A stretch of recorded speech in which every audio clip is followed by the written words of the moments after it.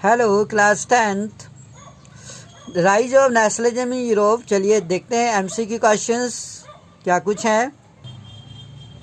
Question number पहला है, who among the following was proclaim as a first German emperor. German का जब unification हुआ उसके बाद इन निम्न में से किस व्यक्ति को जर्मन का एम्परर घोषित किया गया। ऑप्शन ए है William first, option B William second, Frederick second और फेडरिक फोर्थ। जहाँ तक हमें याद है जर्मन का जो एम्परर था वो था William first. Right option is a, क्योंकि इसका एक मंत्री था ऑटो वन बिस्मार्क, हमें याद होगा पहले प्रसा का राजा था, उसके बाद जर्मन के यूनिफिकेशन के बाद विलियम फर्स्ट को पूरे जर्मन का एम्परर डिक्लेयर कर दिया गया। नेक्स्ट क्वेश्चन, आइए बढ़ते हैं नेक्स्ट क्वेश्चन की। Question number 2, which of the following country did not attend the Congress of Vienna. मैं आपको याद दिला दूं, कांग्रेस ऑफ वियना जो ट्रीटी हुई थी इन 1815, आपकी याददाश्त के लिए, तो इसमें किस कंट्री ने हिस्सा नहीं लिया था। वियना की कांग्रेस बैठक में किस कंट्री ने हिस्सा नहीं लिया था। तो जो बैटल ऑफ वाटरलू था बेसिकली इसमें 4 देशों ने नेपोलियन बोनापार्टे को हरा दिया था।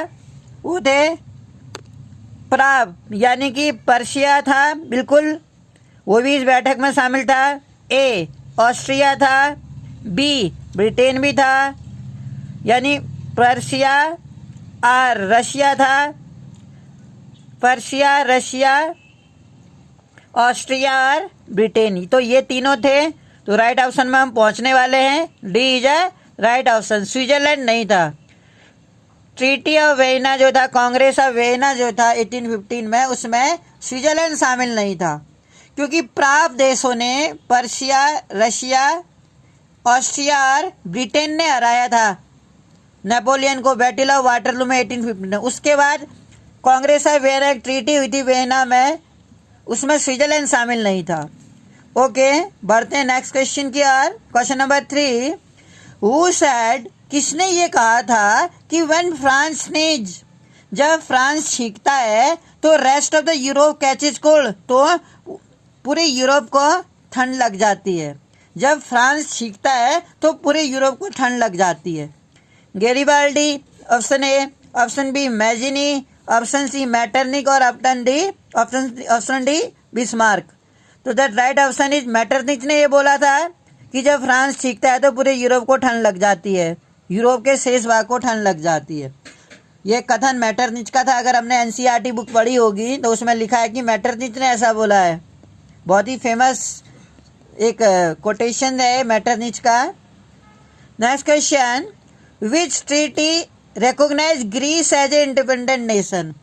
किस ट्रीटी से, कौन सी ट्रीटी हुई थी जिसमें ग्रीस एक इंडिपेंडेंट नेशन के रूप में स्थापित हो गया था। Option A treaty of Versailles, Versailles की ट्रीटी से, treaty of Vienna, treaty of Constantinople. तो राइट ऑप्शन है treaty of Constantinople, C is the right option. Treaty of Constantinople के तहत कस्तूतनिया की संधि के तहत ग्रीस को एक स्वतंत्र राष्ट्र का दर्जा मिला। और आपको मैं एक क्वेश्चन दे रहा हूँ, ये ट्रीटी ऑफ कॉन्स्टिपल आपको बताना है किस ईयर हुई थी। ये भी एक क्वेश्चन पूछ सकता है, ट्रीटी ऑफ कॉन्स्टेंटिनोपल किस ईयर हुई थी। ग्रीस को स्वतंत्रता मिली थी इसके तहत, treaty of Constantinople. Question number 5 की ओर बढ़ेंगे। Who was responsible for the unification of Germany. Germany का यूनिफिकेशन तो हुआ और जर्मनी का एम्परर घोषित किया गया क्वेश्चन नंबर 1 के अकॉर्डिंग विलियम फर्स्ट को। तो जर्मनी का जो इसका मंत्री था विलियम फर्स्ट का, देखते हैं उसका मंत्री का नाम अगर हमारे ब्रेन में आ रहा हो तो that was a auto von Bismarck. तो डेफिनेटली यहाँ पर अगर हम सही ऑप्शन तक कैसे पहुँचेंगे बेटा, मैजिनी, काबूर और गैरिबाल्डी, ये तीनों ही अगर हम बात करें, ये एमिनल सेकंड का मंत्री था काबूर। मैजिनी एक रिवॉल्यूशनरी था जिसने सीक्रेट सोसाइटी बनाई थी, यंग इटली अगर आपको याद होगा। और गैरिबाल्डी ये क्या थे, ये इटली की सोड ऑफ इटली के नाम से जाना जाता था, इटली की तलवार के नाम से। तो ये तीनों ही जो थे ये इटली से थे। और क्वेश्चन पूछ रहा है कि यूनिफिकेशन ऑफ जर्मनी, जर्मनी का यूनिफिकेशन। तो हमें याद होगी प्रसा का सेनापति के रूप में बिस्मार्क था और इसने जर्मनी के यूनिफिकेशन के लिए महत्वपूर्ण भूमिका निभाई। तो Bismarck is Ottoman Bismarck is right option, C is right option बेटा। बढ़ते हैं नेक्स्ट क्वेश्चन की। और क्वेश्चन नंबर 6 क्या कहता है, हु वाज हेलेरिया फेलिकी। जो हेलेरिया फेलिकी था वो क्या था? बेसिकली अगर हम देखें, political society, secret society, custom union और एन एलिगोरी। एलिगोरी आप जानते हैं कि इमेज, जो फीमेल इमेज होती है उसको एलिगोरी बोला जाता है। यहाँ एक कस्टम यूनियन था, ऐसा तो कुछ याद नहीं आता है कि किसी जगह का कस्टम यूनियन था ये, ज्वेलवेरिन के अलावा। ज्वेलवेरिन तो कस्टम यूनियन था, सीक्रेट सोसाइटी थी ये। Right option is B. Next question बढ़ते हैं क्वेश्चन नंबर 7 की ओर। Very important question. Vienna Congress जो ट्रीटी हुई थी 1815 में, वियना कांग्रेस समझौता जो हुआ जिसमें डेलीगेट्स आए थे, convenes in 1815 for the purpose of, क्यों हुई थी ये, क्या उद्देश्य था इस मीटिंग का, क्या करने वाले थे वो? To declare war against France, France के अगेंस्ट युद्ध लड़ना चाहते थे। To start the process of Italy, Italian unification, Italy के यूनिफिकेशन के लिए प्रक्रिया अपनाना चाह रहे थे। To declare completion of German के यूनिफिकेशन कर रहे थे वो। To restore the conservative regimes, जो कंजर्वेटिव रिजाइम्स था यूरोप में उसको दोबारा से रिस्टोर करना चाहती थी, मॉडर्नाइजेशन के फेवर में नहीं थे। और दोबारा से जो फ्रेंच रिवॉल्यूशन के दौरान बुरबॉन डायनेस्टी को रिमूव कर दिया था, उसी बुरबॉन डायनेस्टी को इस 1815 में दोबारा से सत्ता सौंप दी गई कंजर्वेटिव रीजन्स में, यानी रूढ़िवादी जो राजतंत्र है दोबारा से रिस्टोर हो गया। इसके तहत, इस वियना कांग्रेस के तहत दोबारा से कंजर्वेटिव रिजाइंस आ गया था यूरोप में। तो क्वेश्चन नंबर 7 का right option is D. Question number 8 की ओर बढ़ेंगे बेटा।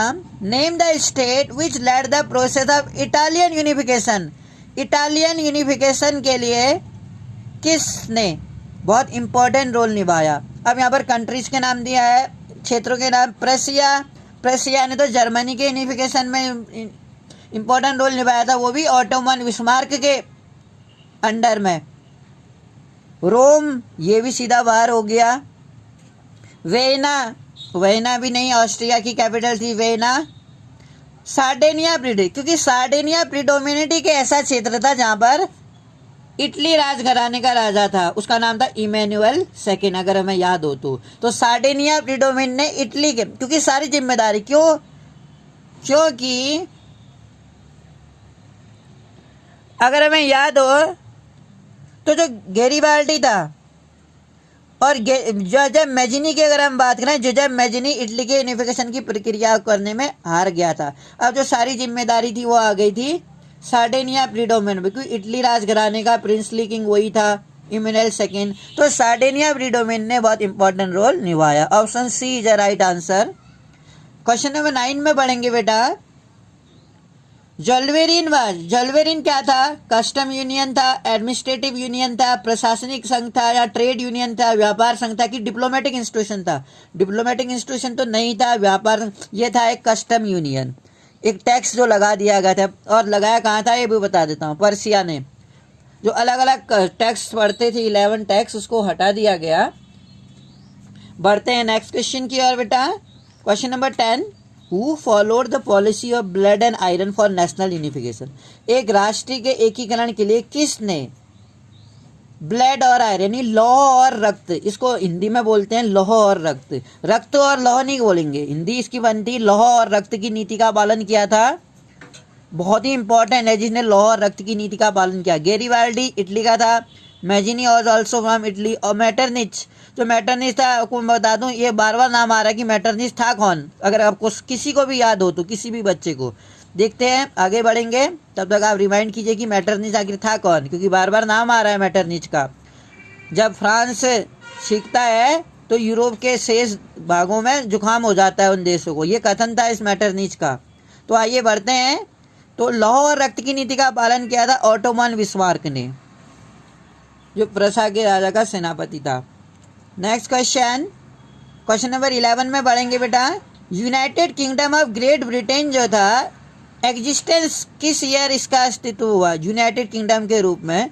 Right option is 1707। जो एक्ट ऑफ यूनियन आपको याद होगा उसके तहत 1707 में लागू किया गया। नेक्स्ट क्वेश्चन में हम बढ़ेंगे। क्वेश्चन नंबर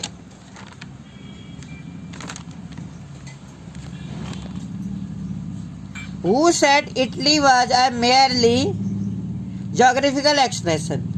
जहाँ हम ऑप्शन देख रहे हैं, नेपोलियन ने ऐसा कहा, जिजुएट ने कहा, काबूर ने कहा या मेटरनिच ने कहा। मेटरनिच का एक कथन था, जब फ्रांस से छींकता है तो यूरोप के शेष rest of the Europe sneeze cold, उनको ठंड लग जाती है या उनको जुकाम हो जाता है जब फ्रांस सीखता है। तो मेटरनिच का ये कथन था, वो कहते थे इटली मेरली ही एक जोग्राफिकल एक्सप्रेशन है, भौगोलिक एक्सप्रेशन के रूप में माना उसने। Next question, which one was not included in the Balkan reason? जो बाल्कन रीजन था, इस क्षेत्र में अपने ये जो एक यूनिफिकेशन चाहते थे ये भी, क्योंकि नेशन स्टेट के रूप में डेवलप होना चाहते थे, तो बहुत सारे प्रांत थे यहाँ पर। तो बाल्कन में कौन सा प्रांत शामिल नहीं था? क्रोटिया, बोस्निया, हर्जेगोविना, सर्बिया और स्पेन। तो अगर हमने ध्यान से पढ़ा हो तो स्पेन उसमें शामिल नहीं था। नेक्स्ट क्वेश्चन हम बढ़ेंगे।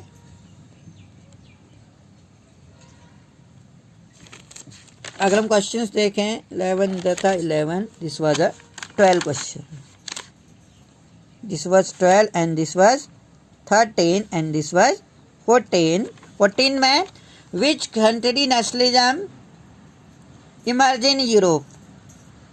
जो नेशनलिज्म की भावना आई यूरोप में कब घटित हुई थी? 16th सेंचुरी में, 20 में, 17 में या 19 में? दैट इज 19th सेंचुरी में। याद रखिएगा कि इटली में नेशनलिज्म की भावना क्रिएट हुई। नेक्स्ट क्वेश्चन, किसने कहा कि काबूर, मैजिनी एंड गैरीबाल्डी 3 हैं?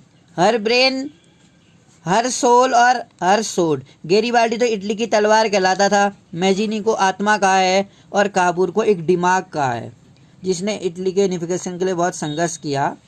किसने कहा ऐसा? विक्टर एम्यूनल सेकेंड जो था उसने कहा, या जॉर्ज मेर्डिट, लुइस 17 या Guizot? The right option is George Meredith ने ऐसा कहा था। Which year was known as the year of dear bread? Dear bread के रूप में किस ईयर मनाया गया? डियर ब्रेड कहलाता है वो। डियर ब्रेड यानी कि जब ब्रेड की कीमत बहुत ज़्यादा हो गई थी, लोग, महंगाई इतनी बढ़ गई थी, वो खा नहीं पा रहे थे अनाज, क्योंकि उनकी जो बाजार इनकम उतनी नहीं थी और वहाँ पर हार्डशिप हो गई थी। अगर हमें याद हो तो वो था 1848 का समय। The right option is 1848। Next question में हम बढ़ेंगे। क्वेश्चन 15 होगा ये, एक क्वेश्चन पीछे को करेंगे। What was the name of old parliament of France? जो ओल्ड पार्लियामेंट थी फ्रांस की, उसका नाम क्या था? State general, national assembly, national convention या डायरेक्टरी? उसका नाम था स्टेट जनरल। स्टेट जनरल के नाम से जाना जाता था, आपको याद होगा। Who was Frederick Sorrieu? Frederick Sorrieu कौन था? हम जैसे ही किताब पढ़ते हैं हमें पहला नाम फ्रेडरिक सरियू का आता है। एक पेंटिंग हमें दिखाई देती है जिसमें कई सारे यूरोपियन के लोग झंडा लेके जा रहे हैं, वो पेंटिंग बनाई थी। तो कौन था वो? पेंटर था, पॉलिटिशियंस था, एडमिनिस्ट्रेटर था या फिलोसफर था या दार्शनिक था? राइट ऑप्शन इज पेंटर था वो बेटा। Right option is a. Question number 18 आपके लिए दे रहा हूं मैं, you will do your self. Folk dance prevalent Poland, जो फोल्क डांस है प्रिवेलेंट पोलैंड में, वो किसको रिफर्स करते हैं? पोलोनाइज को, मजूरका को या हेमसीज को या नन ऑफ दीज को? अगला क्वेश्चन है, कस्टम यूनियन जो जलवेरिन था formed in the year of? जो कस्टम यूनियन जलवेरिन फॉर्म किया गया, बनाया गया, किस ईयर बनाया गया और किसकी अगुवाई में बनाया गया, यानी किस देश की अगुवाई में बनाया गया? 1934 में रशिया के द्वारा, 1884 में ऑस्ट्रिया के द्वारा या 1834 में पर्शिया के द्वारा, 1834 में फ्रांस के द्वारा? ये था इन द ईयर ऑफ 1834 में बनाया गया था ये, और under the with the initiative of the Persia. जो 11 कस्टम से गुजरना पड़ता था उसको हटा दिया गया, तो जलवरी ने कस्टम्स था। Next question, which state form the custom union join by other, किस स्टेट ने एक कस्टम यूनियन बनाया उसको फिर अदर लोगों ने ज्वाइन किया। तो अभी अभी ऊपर क्वेश्चन था 1834 में बनाया प्रेसिया ने, तो वियतनाम नहीं था, चाइना नहीं, प्रेसिया नहीं, USA. The right option is Prussia. तो आइए बढ़ते हैं नेक्स्ट क्वेश्चन की ओर। Who said true German culture is to be discovered among common people, जो ट्रू जर्मन कल्चर है वो कॉमन पीपल में ही हमें खोजने से मिलेगा। जॉन गोटिफाइड ने ये कहा, नेपोलियन ने कहा, मैजिनी ने कहा या हिटलर ने कहा? ये कथन था ट्रू जर्मन कल्चर हमें लोगों में ही ढूंढने में मिलेगा, जॉन गोटिफाइड ने, अगर मैं याद हो। In which of the following country language played an important role in the development of nationalism, in developing एक नेशनलिज्म की भावना क्रिएट करने के लिए किस कंट्री ने लैंग्वेज को एक हथियार के रूप में अपनाया था? इंग्लैंड ने, स्कॉटलैंड ने, रशिया ने, पोलैंड ने। इसके ऑप्शन शायद मैं लिखना भूल गया, A B C and D. तो आपको याद होगा रशिया ने पोलैंड पर अधिकार कर लिया था और रशिया चाहता था कि पोलैंड के लोग रशियन भाषा बोलें, और इसलिए वहाँ के जो बिशप्स थे, जो क्लर्गीमैन थे, उन लोगों ने एक देश में अपने कल्चर को जिंदा रखने के लिए उनकी मांग को ठुकरा दिया और उनको पकड़ के बहुत टॉर्चर किया जाता था रशियन लोगों के द्वारा, रशियन गवर्नमेंट के द्वारा। तो पोलैंड ने एक पोलिश भाषा को एक हथियार के रूप में अपनाया। उन्होंने माना कि एक भाषा ही एक देश को आज़ाद करने में इम्पोर्टेंट रोल निभाती है। Right option is D. Which followed the policy of golden mean, इसमें से किसने गोल्डन मीन की नीति अपनाई थी? मैटरनिच ने, मैजिनी ने, लुइस फिलिप ने और ड्यूक ऑफ ऑरलियंस ने। Right option is Louis Philippe. Louis Philippe कौन था? और मैटरनिच बार बार नाम आ रहा है। Who among the following hosted the Congress at Vienna in 1815? 1815 में देखो इसका आंसर आपको मिलने जा रहा है कि मैटरनिच था कौन। जो कांग्रेस वियना हुए थी, कांग्रेस की जो वियना मीटिंग्स हुई थी वियना में, वियना ट्रीटी जो थी 1815 में, उसकी जो होस्टिंग की थी ऑस्ट्रिया की, वो की थी ड्यूक मैटरनिच ने, अगर आपको याद होगा तो। वियना में जो मेजबानी की थी ऑस्ट्रिया के किस राजा ने की थी? ड्यूक मैटरनिच ने की थी। इसी का तो कथन था जब फ्रांस से छींकता है तो यूरोप के शेष भागों को ठंड लग जाती है, जुकाम हो जाता है। तो ड्यूक मैटरनिच ने की थी वियना, जो कांग्रेस वियना 1815 में हुआ था। Next question, the Ottoman Empire जो था was ruled by the emperor of, Ottoman Empire जो था कहाँ रूल किया था इसने? टर्की में, रशिया में, ब्रिटेन में, पर्सिया में। पर्सिया में तो नहीं था, रशिया में भी नहीं था। That was the Turkey the right answer. Next question के हम बढ़ेंगे, क्वेश्चन नंबर लास्ट क्वेश्चन हम बढ़ेंगे। In Prussia who were referred to as the Junkers, Junkers के नाम से कौन जाने जाते थे पर्सिया में? राइट ऑप्शन मिलिट्री अधिकारी, large land owners, factory owners या aristocratic nobles. The right option is, right answer is B is the right option. Large land owners Prussia में जंकर के नाम से जाने जाते थे। तो I hope you understood these questions are very important for your board exams. I hope you will write in your copy also and you will keep in the mind. Thank you for cooperating me. Thank you.